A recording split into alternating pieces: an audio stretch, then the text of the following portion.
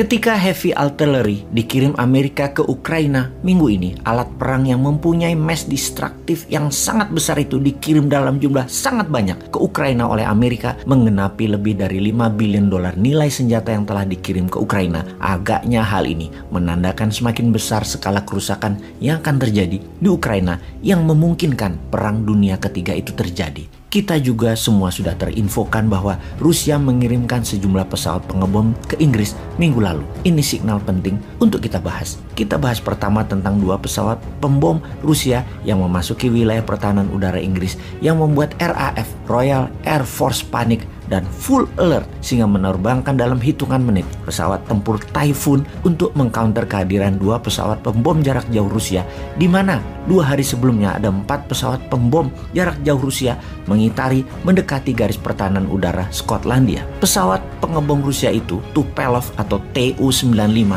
sebuah pesawat yang besar diterbangkan menggunakan 4 mesin turboprop, pesawat bomber dan platform misil Rusia buatan tahun 1952 pertama kali diluncurkan. Memang pesawat tua, namun itu strategi Putin untuk membuat wake up call ke Inggris untuk jangan macam-macam dengan Rusia. Rusia punya pesawat pembom jarak jauh lainnya yang lebih canggih, Tu-160, lebih modern, lebih canggih, tetapi menghadirkan pesawat pembom tua sudah membuat panik Inggris. 2 kali penerbangan dalam 2 hari. Yang pertama 4 pesawat pembom, yang terakhir 2 pesawat pembom Rusia yang terbang langsung ke Inggris hingga hanya berjarak 50 km dari wilayah udara Inggris sebelum balik arah lagi memutar balik ke pangkalan Rusia melalui utara Swedia dan Finlandia. Pesawat pengcounter Inggris jenis jet fighter Typhoon sebanyak 12 pesawat langsung menjaga perbatasan udara tersebut, hampir terlambat mengcounternya. Jika benar pesawat pengebom tadi terus masuk ke Skotlandia menuju London, rasanya terlambat diantisipasi.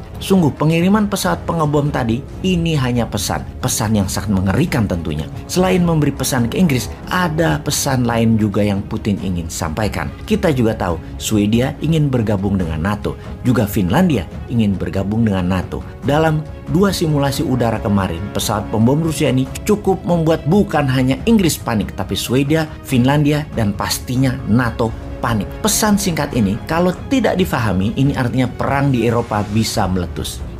Malah Amerika sekarang menantang Rusia dengan mengirimkan amunisi roket dan artileri darat yang besar-besaran. Kita sekarang ke Amerika yang mengirim senjata berat tersebut dengan menyitir perkataan Biden. Kita akan selesaikan Rusia dalam tanda petik. Semua informasi ini dikuatkan dengan kehadiran Antony Blinken, Menteri Luar Negeri Amerika yang bertemu 3 jam dengan Zelensky 2 hari yang lalu. Masuknya senjata berat dan berbagai amunisi senilai $800 juta tadi memastikan rencana NATO mendukung strategi baru yang Ukraina saat ini akan jalankan.